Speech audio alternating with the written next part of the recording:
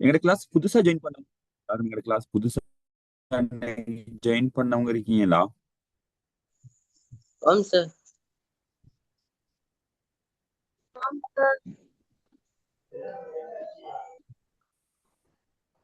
Sir, இன்னைக்கு நான் ஆம், பவன் இருக்காரு. பவன் பவன்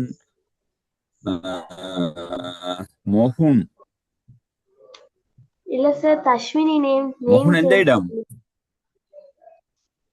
சார்.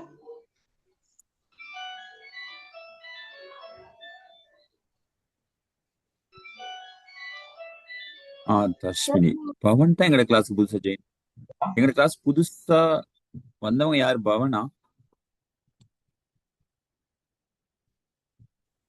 யாராவது ஆமாம் எங்கட சார். கிளாஸ் புதுசா ஜாயின் பண்ணீங்க இருக்கீங்களான்னு கேட்டேன். யாரோ ஓம் சேர்னாங்க. யார் அது? பவான் சார். யார் பேர் என்ன? பவன். பவன் பவான் எந்த சார். இடம்? பவான் எந்த இடம்? கழுத்துறை. பழுத்துறை. கழுத்துறை ஓகே பவான். சரி. புதச்சுமலை சார். ஓகே ஓகே பவான், உங்களை எங்க கிளாஸ்க்கு வெல்கம் பண்றோம். கண்டினியூவா வாங்க. எங்களோட ரெக்கார்டிங்லாம் இருக்கு, முன்னுக்கு நடந்த ரெக்கார்டிங்லாம் கொஞ்சம் பார்த்துக்கொள்ளுங்க. Okay sir.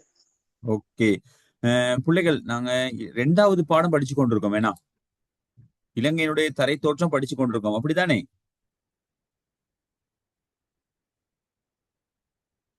பபீனா.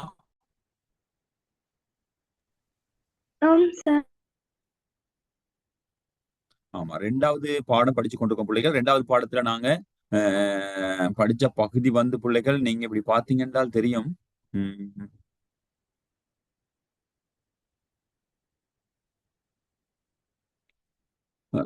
பிள்ளைகள், நாங்க கரையோரம் படிச்சிட்டோம். கரையோரத்துல காணப்படக்கூடிய நிலத்தோற்றம் படிச்சோம். அதே மாதிரி இடைநிலை பகுதியில் உள்ள நிலத்தோற்றம் நாங்க படிச்சிட்டோம். இப்ப நாங்க படிக்க வேண்டியது மத்திய மலைநாடு, அப்படித்தானே? Okay sir.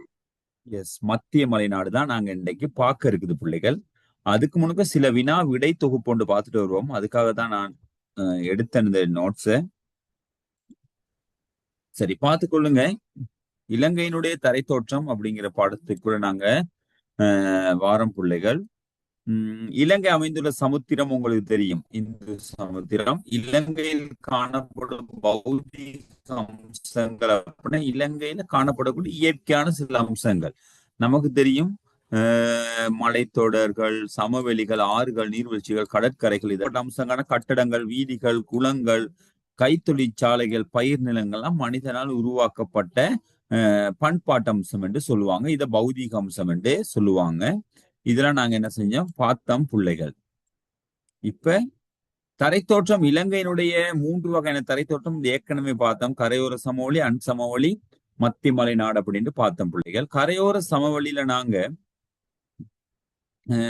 இந்த பகுதியெல்லாம் பார்த்தோம். என்னென்ன பகுதி? சதுப்பு நிலம் பார்த்தோம். பார்த்தோம் தானே பிள்ளைகள்?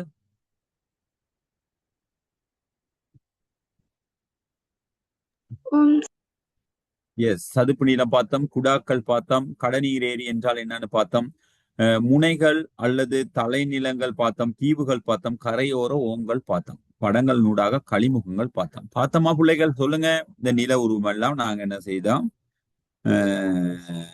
பார்த்தோம். சதுப்பு நிலம் பார்த்தோம், குடாக்கள் பார்த்தோம், கடநீர் ஏரி பார்த்தோம், முனைகள் அல்லது தலைநிலங்கள் பார்த்தோம், தீவுகள் பார்த்தோம், கடற்கரை ஓங்கள் பார்த்தோம், களிமுகங்கள் பார்த்தோம். பார்த்தோம் தானே? கண்ணேரி, ஓங்கல், சதுப்பு நிலம், தீவு, குடா எல்லாம் பார்த்தோம். ஊதுதுளை இதெல்லாம் பார்த்தோம். அதுக்கு பிறகு நாங்க இடைநிலைக்கு வந்தோம். இடைநிலையில வந்து சமாந்தர மலைத்தொடர்கள் பார்த்தோம், எச்ச குன்றுகள் பார்த்தோம், சமவெளிகள் பார்த்தோம், வெள்ளச்சமவெளி பார்த்தோம், இக்மா, குட் ஈவினிங், வெள்ளச்சமவெளி, தொடரணி நிலங்கள் பார்த்தோம். ஓகேவா? இதெல்லாம் நாங்க பார்த்து முடிச்சோம், அப்படிதானே?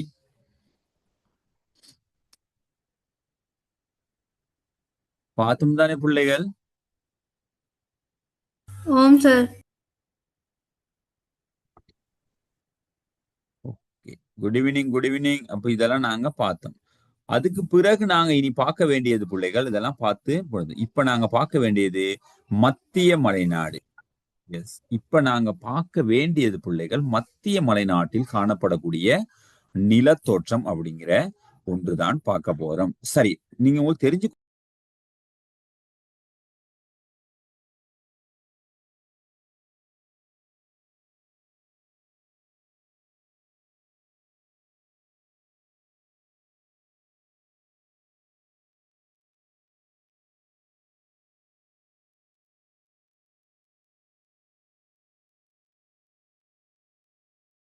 ஓகே, நான் பேசுறது கேக்குதா பிள்ளைகள்? ஆம் சார். ஓகே, இப்ப நாங்க பார்க்க வேண்டியது புள்ள மத்திய மலைநாடு. மத்திய மலைநாட்டுல பிள்ளைகள்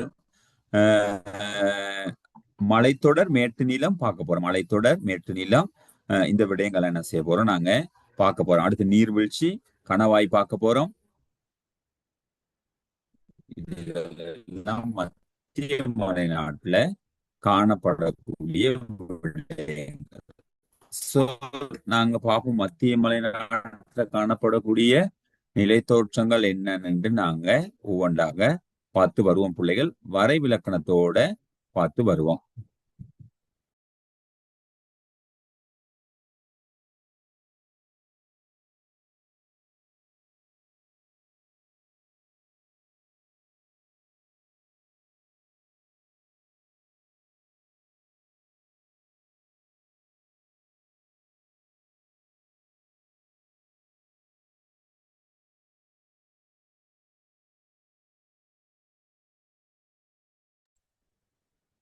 சரி, ஓகே, அப்ப நாங்க இத பார்ப்போம் பிள்ளைகள். அதுக்கு முன்னுக்கு நாங்க கொஞ்சம் வரைவிலக்கணங்களை பார்த்து கொண்டு வருவோம்.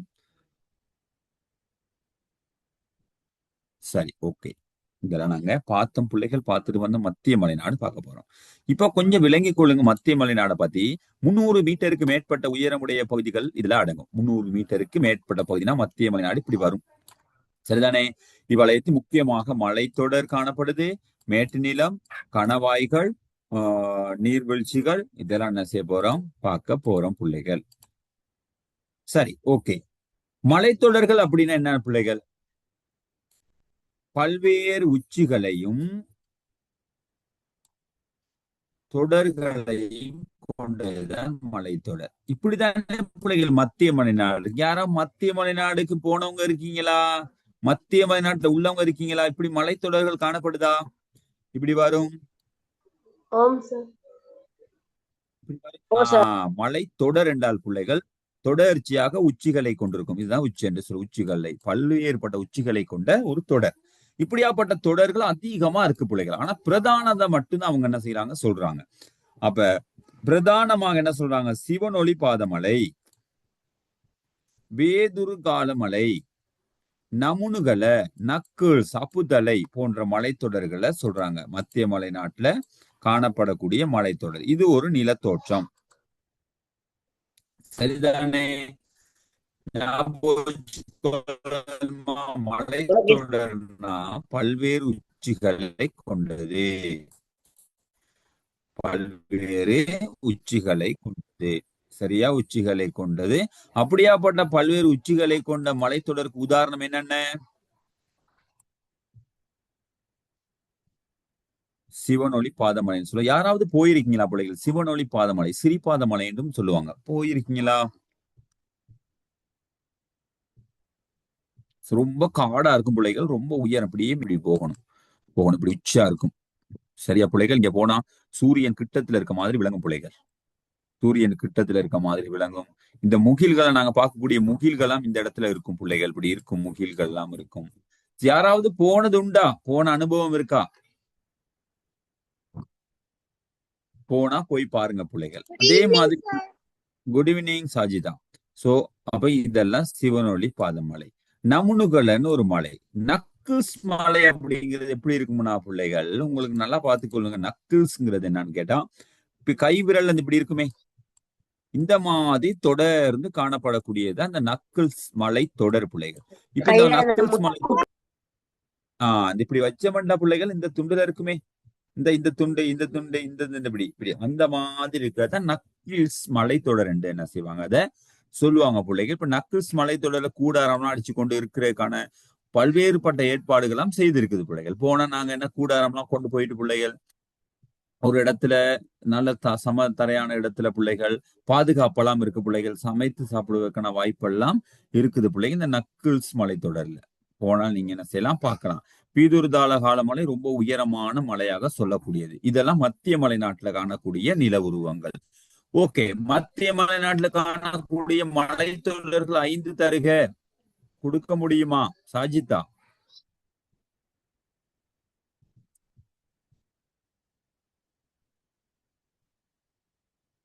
ஜஹீம் கொடுக்க முடியுமா சார் சொல்லுங்க பிள்ளைகள். ஓகேவா? மத்திய மலைநாட்டுல காணப்படக்கூடிய மலைத்தொடர்கள் 5 தருக அப்படின்னா உங்களுக்கு கொடுக்க முடியுமா? ஹின்கா, சரணி, அமிஜத், கார்த்திகேயன், ஹொபினா, பவன் கொடுக்க முடியுமா? பவான். ஓம் சார். ஓகே ஓகே, அப்ப ஞாபகம் வச்சுக்கொள்ளுங்க புள்ளிகள். இப்ப இந்த மேட்டு நீளம்னா என்னன்னு பார்க்க போறோம். இதுவும் நாங்க மத்திய மலைநாட்டுல காணக்கூடிய ஒரு நீளம் தான் புள்ளிகள். சோ மேட்டு நீளத்துக்கான வரைவிலக்கணம் புள்ளிகள் என்னன்னா,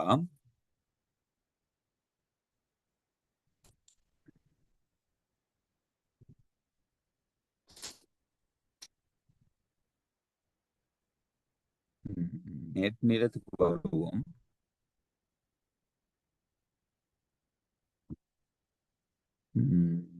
சரி, சிவனொளி பாத மாலைன்னு ஒரு ஆள் போட்டுருக்கு. சரி, ஓகே. ஜிஸ் ஒன்று இருக்குது பிள்ளைகள், அட்ஜஸ்ட் பண்ணிக்கொள்ளுங்க. நான் பேசுறது எந்த அளவுக்கு கேக்குதுன்னு உங்களுக்கு தெரியுதுல?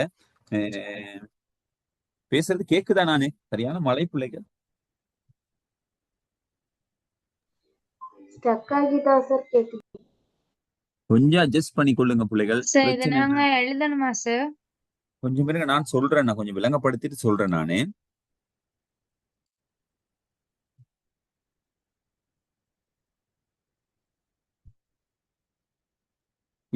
இதுதான் சிவனொளி பாத மலை. பார்த்துக்கொள்ளுங்க. விலங்குதா? இப்படிதான் இருக்கும் பிள்ளை சிவனொளி பாத மலை.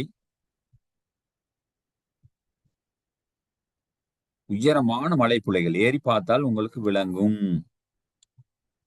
சரிதானே? இப்படி போகலாம், காட்டுதான் பிள்ளைகள். இப்போ வந்து இந்த கேபிள்ல பாதைகள் போட்டுருக்காங்க, கேபிள் மூலம் போகலாம் அப்படின்னு சொல்றாங்க. பர்கா கொஞ்சம் போய் பார்க்கலாம் தானே?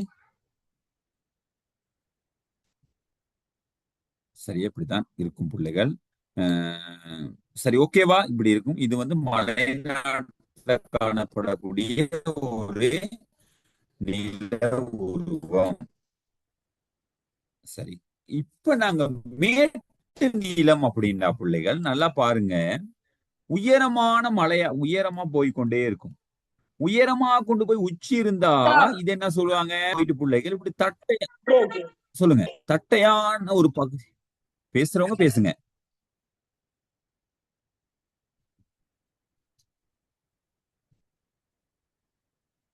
பேசுங்க. இப்படி உயரமான மலையில போயிட்டு பிள்ளைகள் ஒரு தட்டையான நீளம், சமநிலம் ஒன்று காணப்பட்டால் பிள்ளைகள் இதை நாங்க என்னன்னு சொல்லுவோம்? மேட்டு நிலம் சொல்லுவோம். ஞாபகம் வச்சுக்கோங்க. மேல உயரமா இருக்கக்கூடிய, மேல உயர்ந்து அதன் மேல ஒரு தட்டையான நீளம் காணப்பட்டால் அதை மேட்டு. உச்சி காணப்பட்டால் பிள்ளை மலை உயரத்துல இப்படி சிகரம் ஒன்று காணப்பட்டால் அதை உச்சி என்று சொல்லுவோம். சிகரம் இல்லாமல் அந்த இடத்துல சமமான ஒரு நிலம் காணப்பட்டால் அது என்னென்று சொல்லுவோம்? மேட்டு நிலம். சரிதானே? மேட்டு நிலம். ஓகேவா?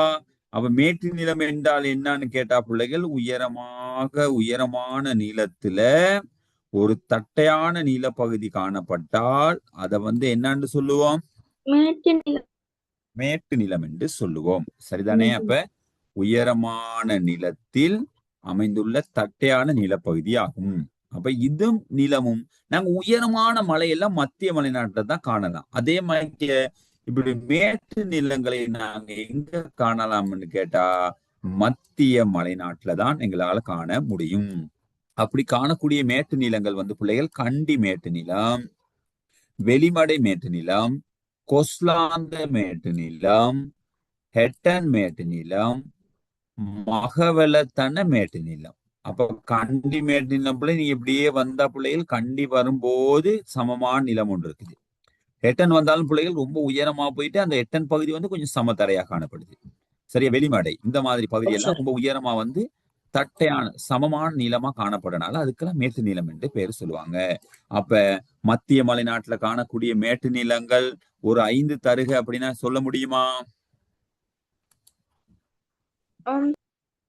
இப்ப நீங்க என்ன செய்யுங்கன்னு கேட்டா, மத்திய மலைநாட்டில் தெளிவாக தெரியும் பௌதீக அம்சம் என்று போட்டு, மலைத்தொடர்னு போட்டு 1, 2, 3, 4, 5 5 மலைத்தொடரையும் ஞாபகம் கூட்டி எழுதி கொள்ளுங்க. மைண்ட்ல போட்டுக்கொண்டு எழுதுங்க. மேட்டு நீளம்னா உங்களுக்கு என்னன்னு தெரியும். உயரமான பகுதியில ஒரு தட்டையான நீளம். அதுக்கு உதாரணம் கண்டி, வெளிமலை, கொஸ்லந்த, ஹெட்டன்மேட்டின மகள மகவெலத்தன்ன மேட்டு நீளம். சோ வேகமா நோட் பண்ணுங்க பாப்போம் இதுங்கள.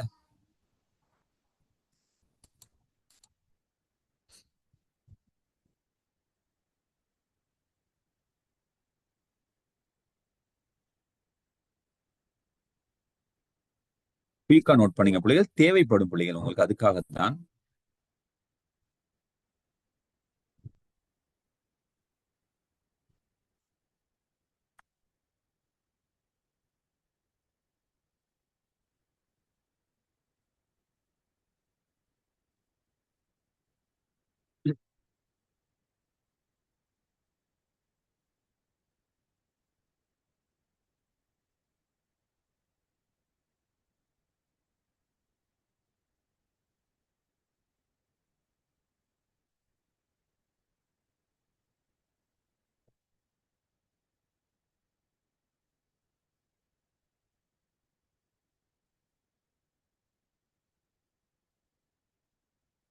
ஹைடின் அகமட் எழுதுறோமா? ஆம் சார். Okay okay. நான் கேட்பேன், பிறகு கேட்பேன். ஆனா மேட்டு நீளம் என்றால் என்னன்னு கேட்டா உங்களுக்கு சொல்ல முடியுமா? ஒபினா சொல்ல முடியும் தானே? என்னது சார்? மேட்டு நிலம் என்றால் என்ன?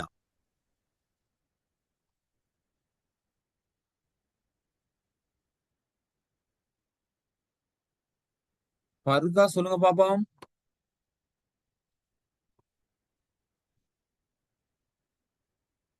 கார்த்திகேயன், ஹின்கா சொல்லுங்க பாப்போம். சார் நான் ஜஹீம் சொல்லவா? சொல்லுங்க. உயர் உயர் நிலத்தில் அமைந்துள்ள தட்டையான நிலப்பகுதி. உயர் நிலத்தில் காணப்படக்கூடிய தட்டையானது சமநிலம், அப்படித்தானே?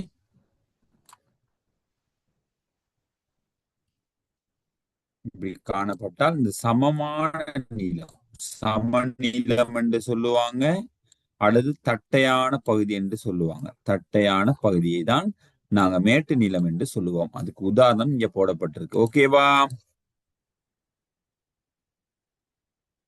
ஒபினா? ஓகேவா? அப்ப ஆம் சார்.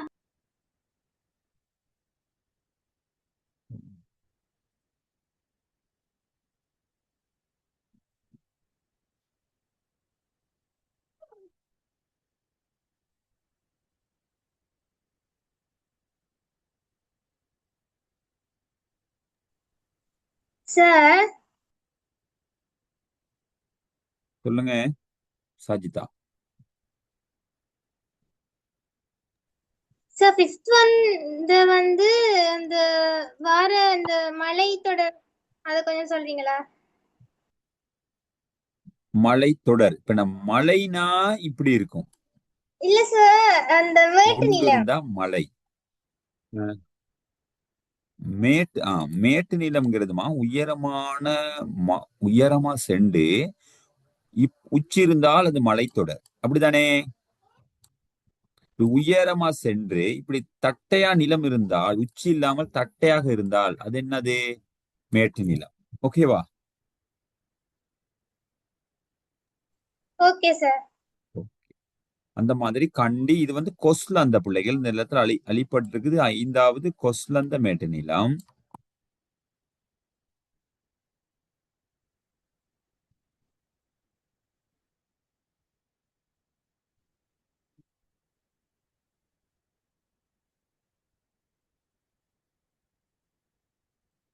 நோட் பண்ணிட்டோம், சொல்லுங்க.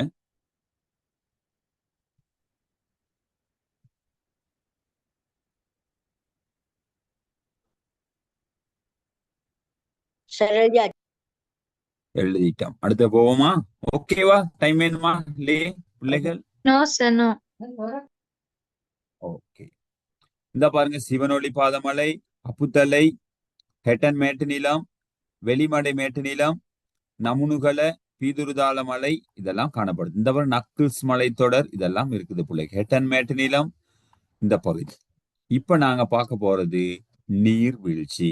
இந்த நீர்வீழ்ச்சி நாங்க எங்க காணலாம்? மத்திய மலைநாட்டுல காணலாம் பிள்ளைகள். நீர்வீழ்ச்சிகளை போய் பார்த்து இருக்கோமா நாங்க?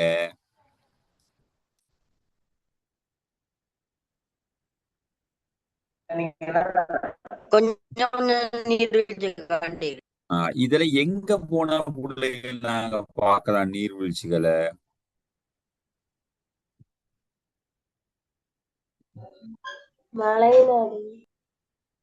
மலைநாட்டுக்கு போனாதான் நாங்க என்ன செய்யலாம்? நீர்வீழ்ச்சிகளை ஏன் மலைநாட்டுக்கு போனா நீர்வீழ்ச்சி பார்க்கலாம்? அங்கதான் நீர்வீழ்ச்சி கூட இருக்கு. அங்கதானே மலைத்தொடர் எல்லாம் இருக்குது. அப்ப மலைத்தொடர்ல இருந்து நீர் கீழே விழுகும் போது நீர்வீழ்ச்சியாக மாறுமா இல்லையா? ஒரு மலை உச்சில தான் நீர் உருவாகும். அந்த மலை உச்சில இருந்து வேகமாக பள்ளத்தை நோக்கி கீழே விழும்போது பிள்ளைகள் அது நீர்வீழ்ச்சியாக மாறும். அப்படித்தானே? இங்க பாருங்க, பல்வேறு உயரங்களில் உள்ள செங்குத்தான சாய்வுகள் அல்லது பாறைகள் சரிவுகளினூடாக ஆறுகள் பாயும் போது நீர்வீழ்ச்சிகள் உருவாகுது. ஏற்றுக்கொள்றீங்களா?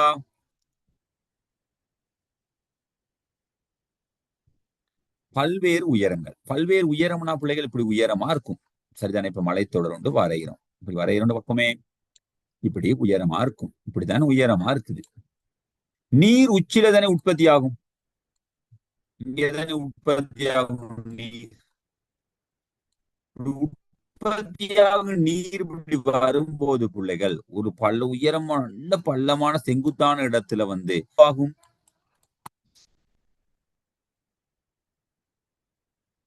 என்ன உருவாகும்? சாஜிதா, உயரமான இடத்துல இருந்து நீர் கீழே விழும்போது அங்க என்ன உருவாகும்?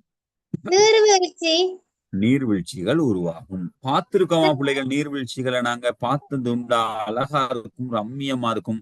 அந்த இடத்துக்கு போனா அப்படியே நனைஞ்சிருவோம் நாங்க. சாரல் அடிக்கும் கிட்ட நின்று பார்த்தா. அந்த இடம் எப்பயுமே ஈரத்தன்மையாக குளிர்ச்சியாக இருக்கும். பார்த்ததுண்டா? போனதுண்டா? கேள்விப்பட்டது சரி உண்டா?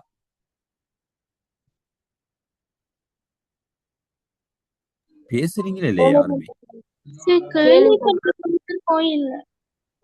சரி. லைஃப்ல இப்படித்தான் பிள்ளைகள். ஸ்ரீலங்காவில் 3 முக்கியமான தரைத்தோற்றங்கள் இருக்கு. கரையோரம், அன்சமவெளி இடைநிலை, மத்திய மலைநாடு. இது 3ஐயும் நாங்க போய் பார்க்கணும் பிள்ளைகள். கரையோரத்துல காணப்படக்கூடியது, இடைநிலையில காணப்படக்கூடிய இடைநிலையில நிறைய பேர் சிரிப்பாதல்ல அது சீக்கிரியா போயிருப்பீங்க இடைநிலையில பார்க்கக்கூடிய. சரியா? போயிருப்பீங்களா? சீக்கிரியா போயிருப்பீங்களா இருக்கும். மத்திய மலைநாட்டுல போயிட்டு நீர்வீழ்ச்சி எல்லாம் பாருங்க. சரிதானே? அப்படியா பாடு. அப்ப நீர்வீழ்ச்சி சாய்வுகள் உயரத்திலிருந்து நீர் கீழே விழும்போது அது நீர்வீழ்ச்சியாக மாறுது. ஓகேவா?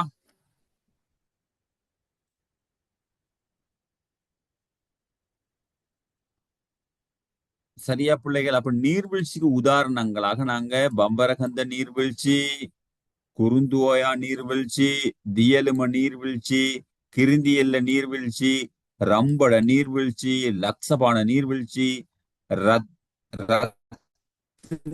நீர்வீழ்ச்சி, இந்த மாதிரியான ஒரு 7 நீர்வீழ்ச்சிகள், பிரதான நீர்வீழ்ச்சிகள் மத்திய மலைநாட்டுல காணப்படுது. பிள்ளைகள் போயிட்டு பாருங்க. ஓகேவா?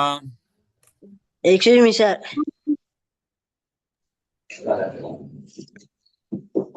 சார் ஓகேவா? போய் பார்க்க மாட்டீங்களா? சொல்லுங்க. பாப்போம் சார். சொல்லுங்க. கேக்குது, எனக்கு கேக்குது. அதான் போயிட்டு பாருங்க பிள்ளை. நீர்வீழ்ச்சிகள் நாங்க கட்டாயம் பார்க்க வேண்டிய ஒன்று பிள்ளைகள். அப்ப நீர்வீழ்ச்சிகளை நீங்க பார்த்துக் கொள்ளுங்க. உங்களுக்கு தேவைப்படும் என்ன அம்சம்? கணவாய் என்றால் நீர்வீழ்ச்சியும் உண்டு. யாரு நம்மள இந்த அப்படி இருக்கும் நீர்வீழ்ச்சினா பார்க்க ரம்மியமாக இருக்கும் பிள்ளைகள். இந்த மாதிரி உயரமான இடத்துல இருந்து நீர் விளங்குதா? ஸ்கிரீன் ஷேர் ஆயிருக்குதா? இந்த மாதிரி உயரமான இடத்துல இருந்து நீர் கீழே விழும்போது நீர்வீழ்ச்சியாக மாறும். சரிதானே? இது ஒரு நீர்வீழ்ச்சியை நாங்க பார்க்கின்றோம். அப்ப அதுக்கு பிறகு நாங்க மத்திய மலைநாட்டுல காணக்கூடிய கணவாய் அப்படிங்கிறத பார்க்க போறோம். கணவாய் அப்படிங்கிறது சார் கணவாய் எப்படி இருக்கும்? இரண்டு மலைகளுக்கு இடையில் அதுதான் இப்ப விளங்கப்படுத்த போறேன். இரண்டு மலைகளுக்கு இடையில் அமைந்துள்ள தாழ்நிலம். இப்ப ரெண்டு மலை இருக்குது. இந்த இடத்துல ஒரு தாழ்நிலம் இருக்குதானே? இப்படி மலை இப்படி வரைகிறோம். உங்களுக்கு கணவாய் காட்டுறேன்னா கொஞ்சம் இருங்க, நான் காட்டுறேன். இப்படி ஒரு மலைத்தொடர் இருக்குமா? இப்ப இந்த இடத்துலதான் கணவாய் வரப்போகுது. இந்த பாருங்க, ரெண்டு மலைத்தொடருக்கு இடையில ஒரு தாழ்நிலம் இருக்கும் தெரியுமா? இந்த தாழ்நிலத்தை நாங்க என்னன்னு சொல்லுவோம்?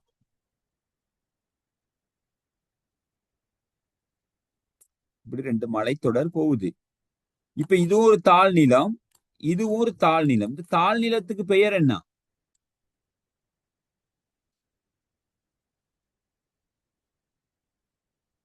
தாழ்நிலத்துக்கு பேர் என்ன பிள்ளைகள்? சொல்லுங்களே, கொஞ்சம் சொல்லுங்களே. கணவாய் என்று சொல்லுவோம். கணவாய், கணவாய். கொஞ்சம் நான் காட்டுறேன். கணவாய் உண்டு இருக்கு பிள்ளைகள் என்கிட்ட, காட்டுவோம்.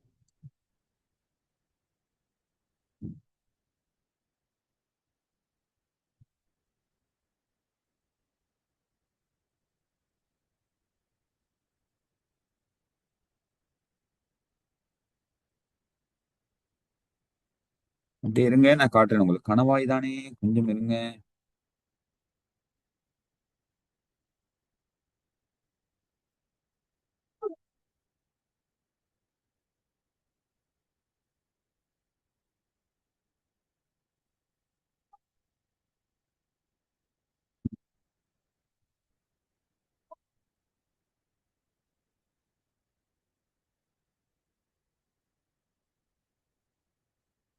அப்படியே இருங்க. கணவாய் இருக்கு பிள்ளைகள், நல்ல போட்டோ ஒண்ணு இருக்குது. கணவாய் இருந்தால் உங்களுக்கு உடனே நான் இப்ப கணவாயை காட்டுறேன்.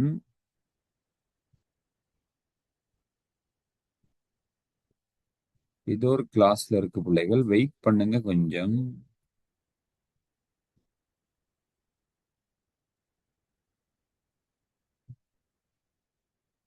சார் கிரேட் 8ல படிச்ச ஞாபகம் இருக்கு. கொஞ்சம் கணவாய் இருக்கேன். இது எந்த இடத்துல இருக்கு? பள்ளத்தாக்கு மலைத்தொடர், கொம்பு கொண்டு கொம்பு கொண்டு சுவடு, பள்ளத்தாக்கு, கணவாய்.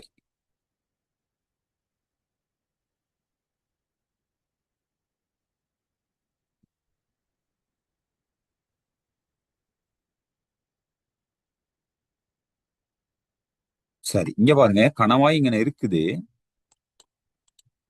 இதை கணவாய் என்று சொல்லுவாங்க.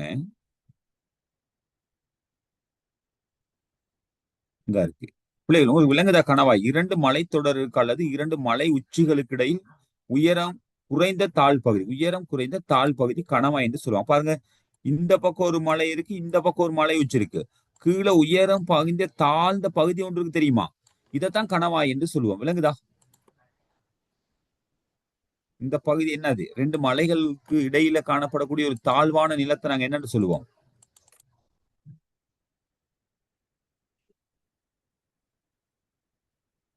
இந்த பாருங்க, யாரும் போட்டிருக்காங்க, அது கணவாய் அல்ல. இந்த பாருங்க, கணவாய் இருக்குது. இந்த இருக்கு, இந்த இடத்துல ரெண்டு தாழ்வான நிலப்பகுதியை நாங்க கணவாய் என்று சொல்லுவோம். இந்த பாருங்க, கணவாய், அழகான கணவாய் ஒன்று இருக்குது. இந்த அவருக்கு எப்படி கண்டுபிடிக்கிறது இத? இந்த பாருங்க, ஒரு மலைக்கு இடையில இரண்டாவது மலைக்கு இடையில பள்ளம் இருக்கு. இந்த பள்ளமான பகுதியில காணப்படும் இந்த தாழ் நிலத்தை நாங்க என்னன்னு சொல்லுவோம்? அரபாத் என்னன்னு சொல்லுவோம்? கணவாய் என்று சொல்லுவோம். இது மலைநாட்டுல ஒரு மலைத்தொடர்கள் காணப்படுறதுனால பிள்ளைகள், ரெண்டு மலைத்தொடருக்கு இடையில ஒரு கணவாய் காணப்படுறதுக்கு வாய்ப்பு உண்டா இல்லையா? இருக்கலாம். அப்ப கட்டாயம் இருக்கும். அப்ப இதெல்லாம் நாங்க என்ன செய்யலாம்னு கேட்டா, மலைநாட்டுல போன என்ன செய்யலாம், இந்த கணவாய்களை நாங்க என்ன செய்யலாம், பார்வையிடலாம் பிள்ளைகள். இன்னொரு அழகான கணவாய் ஒன்று இருந்தது. நான் அதை பிறகு காட்டுறேன். அதை காணாம். இதுல நீங்க நிறைய பேர் கணவாயை போட்டீங்க. சரியா பிள்ளைகள்? அப்ப அந்த மாதிரியான கணவாய் 2 மலைத்தொடருக்கு இடையில காணப்படக்கூடிய ஒரு தாழ்வான பிரதேசத்தை நாங்க கணவாய் என்று நாங்க என்ன செய்யறோம், பாக்குறோம். அந்த மாதிரி கணவாய் இந்த இன்னொரு கணவாய் கூட போட்டிருக்காரு. இந்த இருக்கு. இது கூட ஒரு கணவாய் தான். இந்த பக்கம் ஒரு மலைத்தொடர் இருக்குது, இந்த பக்கம் ஒரு மலைத்தொடர் இருக்குது. இருக்குதா? இதுக்கு இடையில ஒரு சமமான பகுதி ஒன்று காணப்படுது பாருங்க. இந்த பாருங்க, வட்டம் ஒன்று போட சிவப்புல. இந்த தாழ்வான பகுதியை நாங்க என்னட்டு சொல்லுவோம்?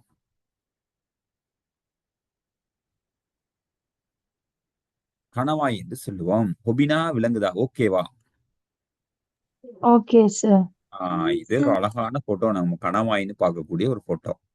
சரியா? 2 உயரமான பகுதியில இருந்து காணப்படக்கூடிய ஒரு தாழ்வான பகுதி. எப்படியுமே 2 மலைத்தொடர் வரக்குள்ள பிள்ளைகள் இப்படி வரக்குள்ள ஒரு தாழ்வான பகுதி ஒன்று வர்றதுக்கு வாய்ப்பு உண்டா இல்லையா? உண்டு சார். அந்த இடத்துக்கு பேர் தான் கணவாய் அப்படின்னு சொல்றது. அப்ப அந்த மாதிரி கணவாய்கள் நாங்க மலைநாட்டுல காணலாம் பிள்ளைகள். என்னென்ன கணவாய் என்றால், கலகதர கணவாய், கிணிகதன கணவாய், அப்புதல கணவாய், பலன கணவாய், பலக்கடுவை கணவாய். ஓகேவா? இப்ப நீங்க நீர்வீழ்ச்சி என்று போட்டு ஓகே சார். நீர்வீழ்ச்சிக்கான உதாரணங்கள் எழுதி கொள்ளுங்க. கணவாய் என்று போட்டு மத்திய மலைநாட்டை காணக்கூடிய கணவாய் என்று எழுதி கொள்ளுங்க. சோ எழுதின பிறகு நாங்க அடுத்ததுக்கு போவோம் பிள்ளைகள்.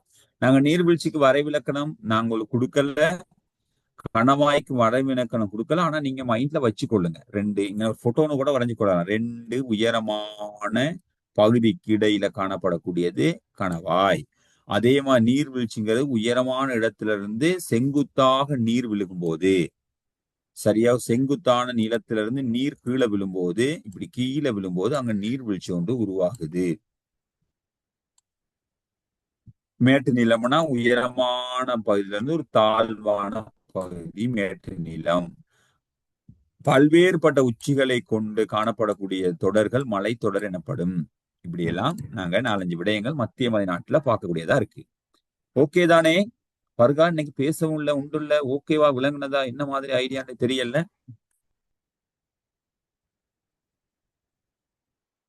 சஸ்மிகா,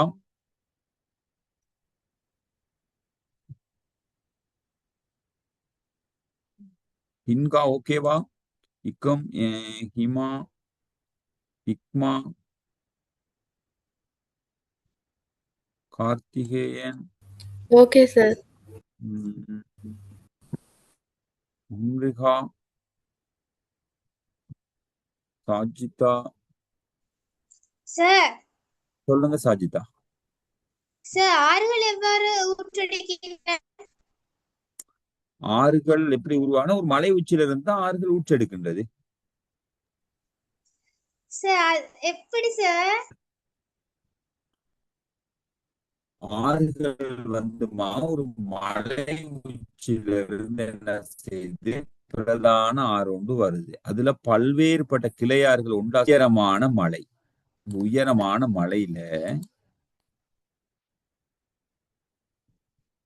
உயரமான மலை உயரமான மலையில பிள்ளைகள் ஒரு இடத்துல என்ன செய்ய போகுது, சின்னதா ஒரு அருவி ஒன்று வரும். சின்னதா ஒரு அருவி ஒன்று வரும்.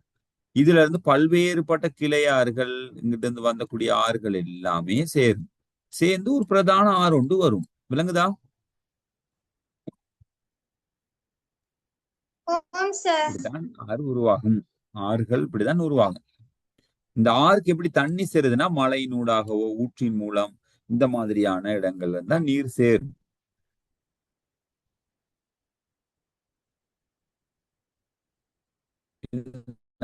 மத்திய மலைநாட்டுல காணக்கூடியதாக இருக்கக்கூடியது. தெரியும் தானே? மலைத்தொடருக்கு கீழே பள்ளமா வருது, பள்ளத்தாக்குகள். இதெல்லாம் மத்திய மலைநாட்டுல நாங்க பார்க்கக்கூடிய ஒன்றுதான்.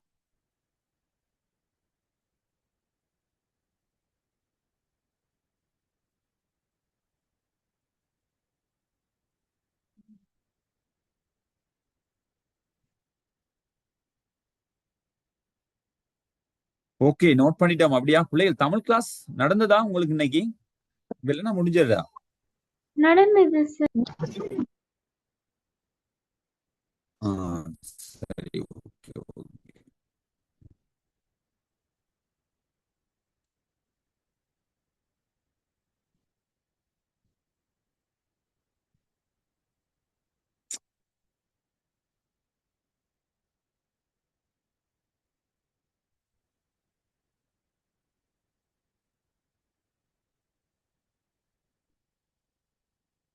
சரிதானே, நோட் பண்ணிட்டோமா? பேசாட்டுக்கு இருக்கமா இந்த மாதிரி? நோட் பண்ணியாச்சு. சரி. அப்ப நான் அடுத்தது போறோம். அப்ப நாங்க மத்திய மலைநாட்டுல காணக்கூடிய நிலத்தோற்றம் எத்தனை பார்த்திருக்கோம்?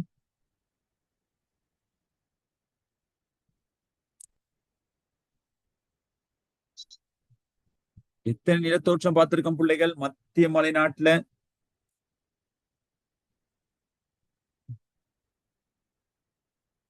சொல்லுங்களேன். 4 சார். என்னென்ன என்ன என்னென்ன சார் கேட்டீங்க? மத்திய மலைநாட்டுல காணக்கூடிய நிலத்தோற்றம் எத்தனை பார்த்திருக்கோம்? 4 சார். 4 என்னென்ன என்னென்ன? மலைத்தொடர், மேட்டு நிலம், ம், கணவாய், ம். நீர்வீழ்ச்சி. ஓகே. உங்களுக்கு இப்ப இதுல எல்லாம் உதாரணம் சொல்ல தெரியுமா? அப்படியா? ஆம் சார். சரி, ஓகே. இந்த பாருங்க, பம்பரகந்த நீர்வீழ்ச்சி, குருந்துவோயா நீர்வீழ்ச்சி, தியலும நீர்வீழ்ச்சி, கிரிந்தியல்ல நீர்வீழ்ச்சி, ரத்ன நீர்வீழ்ச்சி. பார்க்க அழகா இருக்கும் பிள்ளைகள். தியலும நீர்வீழ்ச்சி, அடுத்து இதெல்லாம். சரி, ஓகே. இப்ப மத்திய மலைநாடு கிளியர். இலங்கை நீர் வடிகால் அமைப்பு சரியா? நீர் வடிகால் அமைப்புன்னு சொன்னா பிள்ளைகள், அதிகமா நீர் வடிகால் அமைப்பு எங்க காணப்படும்? கரையோர பகுதியிலையா, இடைநிலையிலையா, மத்திய மலைநாட்டிலையா? மத்திய மலைநாட்டு. நீர் வடிந்து ஓடும் அப்படின்னு சொன்னா அது மத்திய மலைநாடு. ஏன்? அது உயரமா இருக்கிறதுனால தானே பிள்ளைகள் நீர் வருது. அந்த நீர் உயரமா இருக்கக்கூடிய நீர் வந்து சேரும் இடம் எது கடைசியா? கடலில்.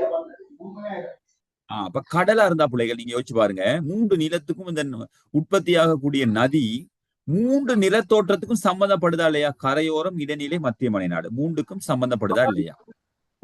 ஆம். ஏன்னு கேட்டா, மத்திய மலைநாட்டுல உருவாகக்கூடிய நீர் பிள்ளைகள் அது கடலை அடையும் போது 3 நிலத்தோட்டத்துக்கும் அது சம்பந்தப்படுது. இப்ப நீங்க இப்படி யோசிச்சீங்கன்னா, இப்ப இந்த இடத்துல நீர் ஒன்று உருவாகுதா இருந்தா 3 நிலத்தோட்டத்துக்கும் சம்பந்தப்படுமா படாதா? சம்பந்தப்படும். அப்ப அந்த நீர் தான் நாங்க என்ன செய்ய போறோம், பார்க்க போறோம்.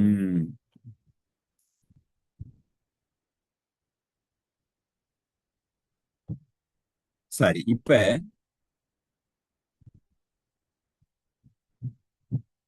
பாருங்க, இலங்கையில் பிரதான ஆறுகள் மொத்தம் எத்தனை காணப்படுது? 103 ஆறுகள் காணப்படுது. இலங்கையில மொத்தம் எத்தனை ஆறுகள் காணப்படுது? பிரதானமான ஆறுகள் 103 ஆறுகள் காணப்படுது. இதில் 34 ஆறுகள் மத்திய மலைநாட்டில் ஆரம்பிக்கின்றது. அப்ப 34 ஆறுகள் எங்க ஆரம்பிக்குதுன்னு கேட்டா மத்திய மலைநாட்டுல ஆரம்பிக்குது. ஆறுகள் வருடம் முழுவதும் நீரினை கொண்டிருப்பதனால் வற்றாத நதிகள் என காணப்படும். இப்ப மத்திய மலைநாட்டுல பிள்ளைகள் வருடம் முழுவதும் இந்த 34 ஆறுகளுமே பிள்ளைகள் முழுவதும் நீரை கொண்டிருக்கு. இதனால அந்த நதிகளுக்கு என்ன பெயர்? வற்றாத நதிகள். ஓகேவா? நதிகள் பேர் என்ன? வற்றாத நதி. வற்றாத. ஏனைய ஆறுகள் சமவெளிகளினை அடிப்படையாக கொண்டு காணப்படுவதுடன் இப்ப ஏனைய ஆறுகள் வந்து என்னன்னா சமவெளிக்கு வந்துடும். சமவெளிங்கிறது எந்த நிலத்தோற்றம்? இடைநிலை தானே. சமவெளி, சமமா இருக்கக்கூடிய நிலத்தோற்றம் எது? இடைநிலை தானே. இடைநிலையில வந்து பிள்ளைகள் நதிகள் வந்து பல்வேறுபட்ட கூறுகளாக பிரிந்து பிரிந்து பிரிந்து அங்கங்க செல்லும். ஏன்னு கேட்டா இடைநிலையில வந்து வேகமா போக முடியாது. அதனால பிள்ளைகள் அந்த காணப்படும் அதாவது ஏனைய ஆறுகள் சமவெளியின் அடிப்படையாக கொண்டு காணப்படும். குறிப்பிட்ட பருவம் மட்டும் நீரினை கொண்டிருக்கும். இடைநிலையில இருக்கக்கூடிய சில ஆறுகள் வந்து பிள்ளைகள் மழை பெய்தால் மட்டும்தான் அங்க ஆறுகள் காணப்படும். மத்தபடி சில ஆறுகள் அங்க இருக்காது அப்படிங்கிற ஒன்று இருக்குது. மத்திய மலையாண்டு உற்பத்தியாகின்ற நதிகள் உலகில் மொத்தம் எத்தனை வடிகால் இருக்கு சொல்லுங்க பாப்போம். உலகத்துல 3 வடிகால் இருக்கு. ஒண்ணு பிள்ளைகள் ஆரை வடிகால், இன்னொன்னு மரநிகர் வடிகால். மரநிகர் வடிகால் ஞாபகம் வச்சுக்கோங்க, தேவைப்படும். கங்கண வடிகால் அப்படின்னு 3 வடிகால் இருக்கு. கங்கண வடிகால் இப்படின்னு 3 வகை. கங்கண வடிகால், கங்கண வடிகால் அப்படின்னு 3 வடிகால் இருக்குது. அப்ப எத்தனை வடிகால் இருக்குது உலகத்திலேயே? 3. இப்ப ஒரு இடத்துல பிள்ளைகள் நதி இப்படி சுத்தி இப்படி போனுச்சுன்னு சொன்னா, சுற்றி ஒரு இடத்துல இருந்து இப்படி நதி போனுச்சுன்னு சொன்னா, இந்த வடிகால் என்ன வடிகால்? இப்போ என்ன வடிகால்?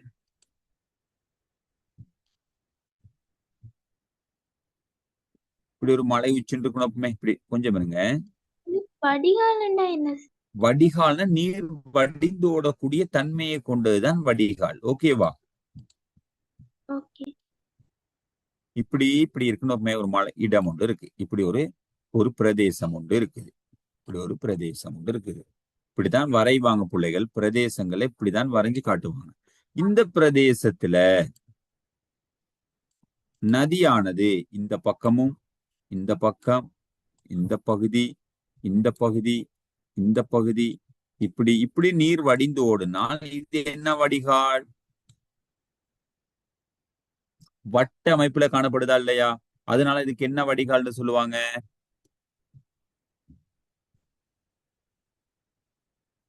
ஆரை வடிகால். இதுக்கு பேர் என்ன?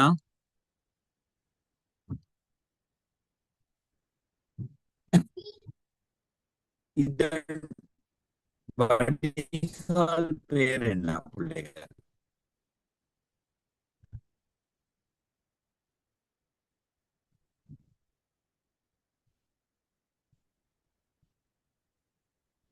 இந்த வடிகாலின் பெயர் என்ன? இந்த வடிகாலினுடைய பெயர் என்ன? ஆரை வடிகால். ஆரை வடிகால். இந்த வடிகால் தான் பிள்ளைகள் இலங்கையில் காணப்படக்கூடிய வடிகால் அமைப்பு. ஓகேவா? அப்ப இலங்கையில் காணப்படக்கூடிய வடிகால் என்ன வடிகால்? ஆரை வடிகால். ஏன் இலங்கையில ஆரை வடிகால் காணப்படுதுன்னா, ஒரு மலை உச்சியில இருந்து தான் பிள்ளைகள் மத்திய மலை நாட்டில இருந்தா நீர் பிரிந்து செல்லுது எல்லா பக்கமும்.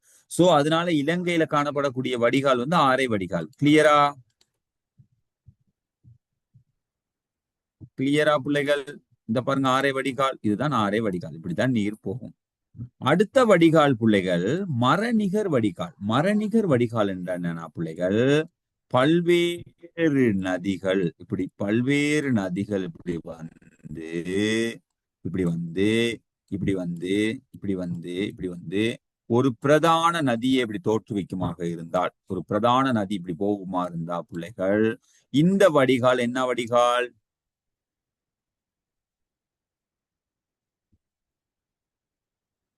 மரநிகர் வடிகால். என்ன வடிகால்?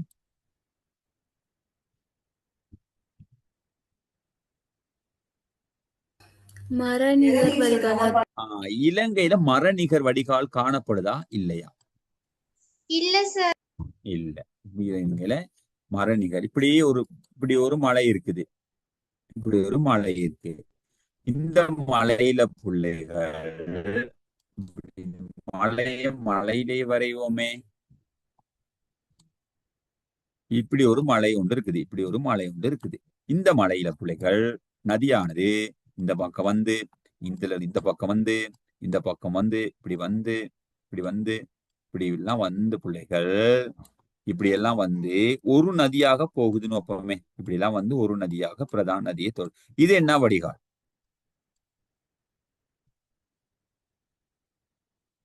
மரநிகர் வடிகால். மரம் மாதிரியே இருக்கும் பிள்ளைகள். பல கிளை வாதுகள் எல்லாம் சென்று பிரதானமா உருவாக்கும். பிரதான மரம் ஒன்று போயிட்டு பல்வேறு கிளைகளை உருவாக்கும் தானே.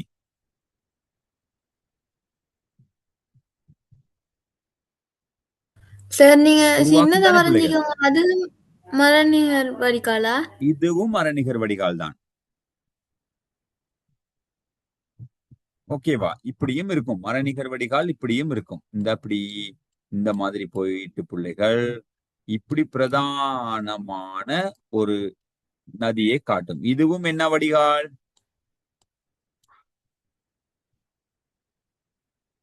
ஆரை வடிகால். ஆரை வடிகாலா? என்ன ஃபர்கா? மரநிகர் வடிகால். இது என்ன வடிகால்? சார் என்ன சார் சொன்னீங்க? முதல்ல இருந்து சொல்லுங்களேன் சார், எனக்கு ஒழுங்கா புரியல சார். இப்ப இப்படி ஒரு நில தோற்றம் இருக்கு. இந்த நிலத்துல இருந்து பிள்ளைகள் நீர் இப்படி வந்துச்சுன்னா, நீர் இப்படி வடிந்து ஓடுனா, இப்படி நதிகள் பல்வேறுபட்ட நதிகள் சுற்றி இப்படி போனுச்சுன்னா இது என்ன வடிகால்?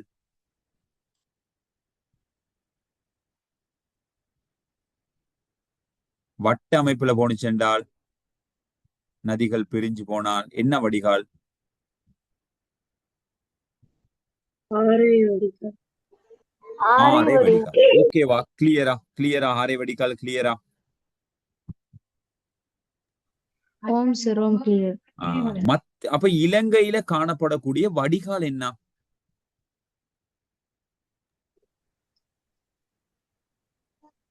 ஆரை வடிகால். இலங்கையில இப்ப என்ன எஸ், இலங்கையில ஆரை வடிகால் தான் காணப்படுது. ஏன்னா மத்திய மலைநாட்டுல இருந்து சுற்றி எல்லா பகுதிக்கும் நதி பிரித்து போகுது. அதனால அதுக்கு ஆரை வடிகால் என்று சொல்லும். கிளியரா? பர்கா, சாஜித், மோகன் ஓகேவா?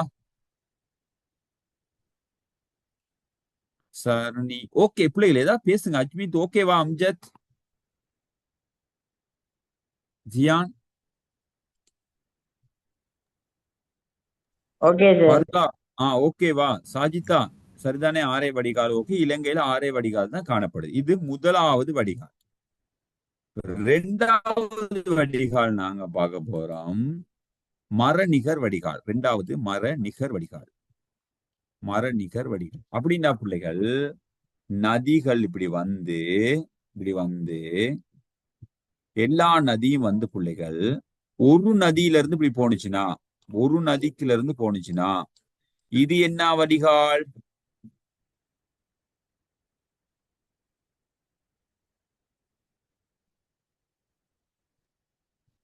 இது என்ன வடிகால்? பிள்ளைகள் பேசுங்களேம்மா.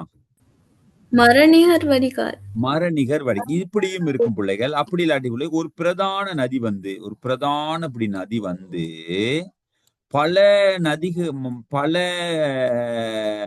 கிளை நதிகள் அப்படி பிரிந்து பிரிந்து பிரிந்து இந்த பக்கம் போனாலும் இதுவும் என்ன வடிகால்?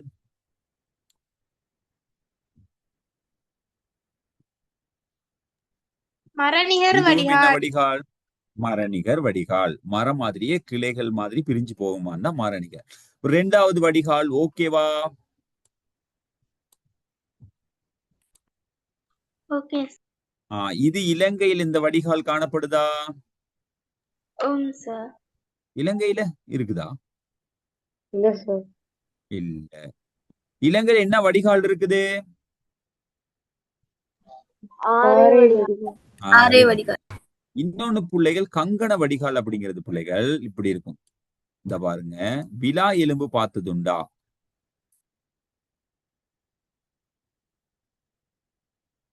இப்படி வந்து பிள்ளைகள் இப்படி வந்து இப்படி வந்து இப்படி வந்து இப்படி போறது பிள்ளைகள் விலங்குதா? இந்த கிளையாரெல்லாம் சேர்ந்து ஒரு பிரதான ஆறு இப்படி உருவாக்குமாக இருந்தால் அது என்னது? கங்கண வடிகால். கங்கண வடிகால். இத வந்து நாங்க கங்கண வடிகால் என்று சொல்லுவோம். விலங்குதா பிள்ளைகள்? இது ஒரு நதி போகிற இது ஒரு நதி போகக்கூடிய ஒண்ணுதான். இது வந்து பிரதான நதி. இது பிரதான நதி. இது கிளையாறு. இது வந்து என்னாரு? கிளையாறு. பல கிளையாறுகள் இந்த மாதிரி சேர்ந்து பிள்ளைகள் இந்த மாதிரி சேர்ந்து ஒரு பிரதான ஆறுக்கு இப்படி போனுச்சுன்னு சொன்னா அது வந்து கங்கண வடிகால். ஓகேவா? 3 வடிகாலும் கிளியரா எங்கட பிள்ளைகளுக்கு? சார் எனக்கு ஒரு டவுட். ஓம் சார். சொல்லுங்க. சார் ஆரை வடிகாலுக்கு உதாரணம்? ஆரை வடிகாலுக்கு உதாரணமே இலங்கை தான். இலங்கை மத்திய மலைநாட்டில இருந்துமா போகக்கூடியது. இப்ப நாங்க இப்படி பார்ப்போமே. கொஞ்சம் இருங்க, அப்படி இருங்க.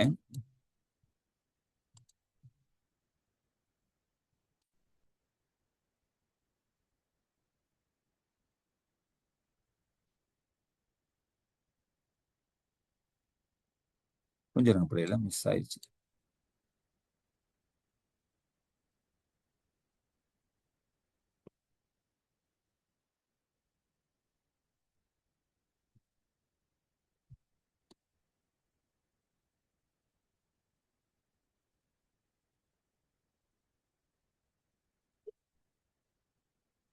இப்ப நீங்க பாருங்க,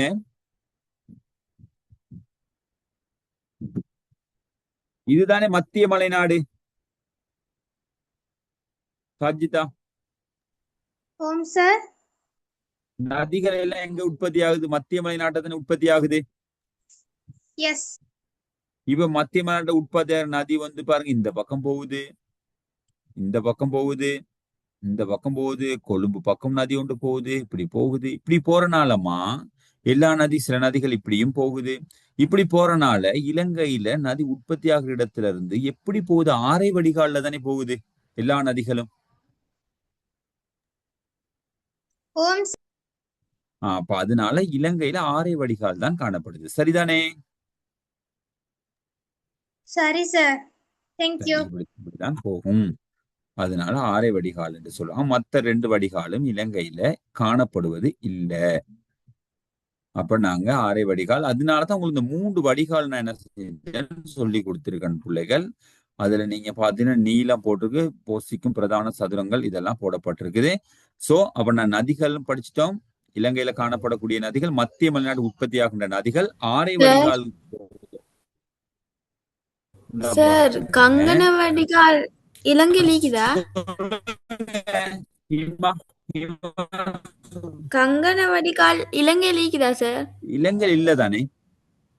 இலங்கையில இருந்தா பாருங்க, கடைசியா பாருங்க,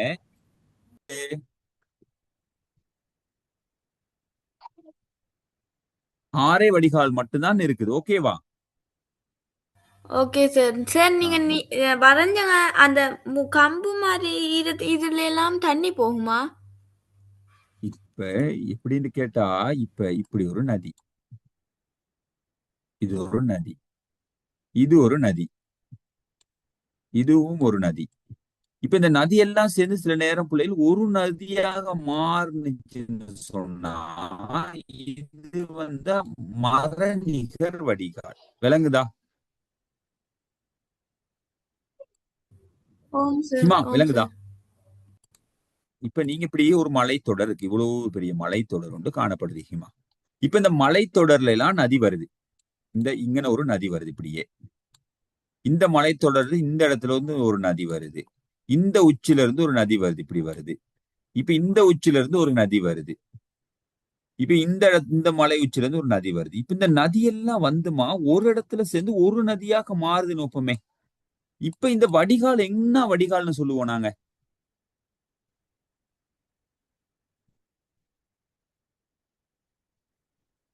சொல்லுங்களே. மரநிகர் வடிகாலா சார்?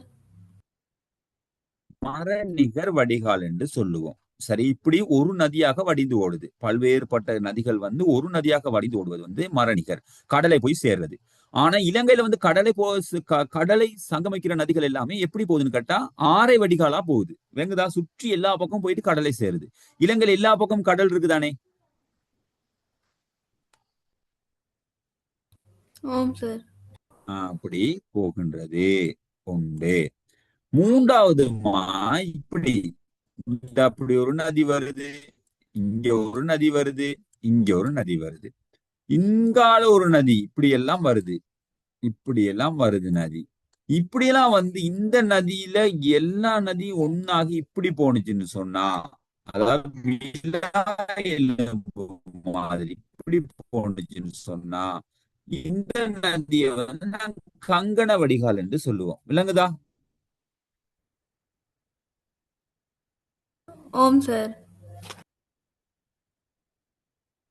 ஓகேவா? Okay sir. தேங்க்யூ. போட்டிருக்காங்க? மத்திய மலைநாட்டில் உற்பத்தியாகின்ற நதிகள் ஆரை வடிகால் கோலத்தில் காணப்படுவதை காண முடியும். ஓகேவா? ஓகே ஓகே தானே? சார். அப்ப ஓகே இந்த சார். 4, 5 பாயிண்டே பாருங்க பிள்ளைகள். இலங்கையில பிரதான ஆறுகள் 103 இருக்குது. அது 34 ஆறுகள் மத்திய மலைநாட்டுல காணப்படுது. இந்த 34 ஆறுகளும் எப்போதுமே நீர் என்ன செய்யாது? வற்றாது. அதனால வற்றாத நதிகள் என்று சொல்றாங்க. ஆனா ஏனைய சமவெளிகள்ல இடைநிலையா இருக்கலாம், கரையோர சமவெளியில உற்பத்தி ஆகக்கூடிய நதிகள் மழை பெய்தால் மட்டும்தான் அங்க நீர்கள் காணப்படும். மற்றபடி அங்க நீர் காணப்படாது, வற்றி போகும் அப்படின்னு சொல்றாங்க. மற்றது மத்திய மலைநாட்டு உற்பத்தியாகின்ற நதிகள் எல்லாமே ஆரை வடிகால் கோலத்துல தான் காணப்படுது அப்படிங்கிறது. ஓகேவா? அந்த 4 பாயிண்ட்டும் ஓகேவா? கிளியரா?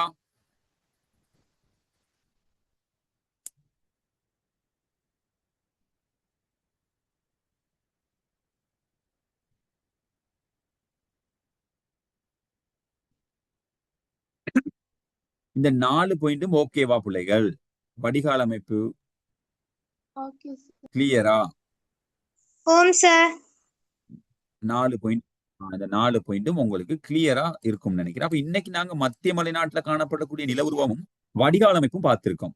அடுத்த கிளாஸ்ல நாங்க பார்க்க வேண்டியது பிள்ளைகள் இலங்கையினுடைய காலநிலை. அடுத்த கிளாஸ்ல இலங்கையினுடைய காலநிலையை பார்ப்போமா? ஓம் sir. Thank you. Okay sir. Sir sir last கிளாஸ்ல பாயிண்ட் கொஞ்சம் காட்டுங்களா? காலநிலையை பார்ப்போம் பிள்ளைகள்.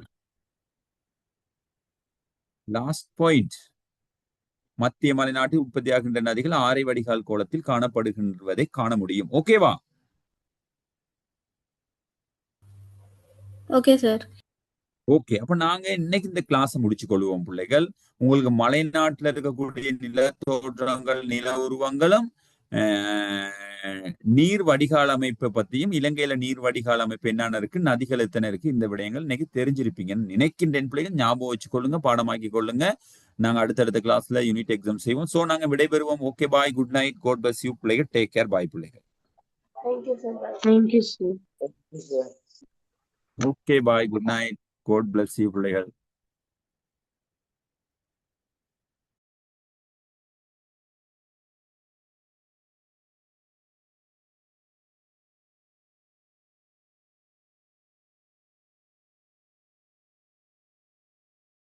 Bye sir.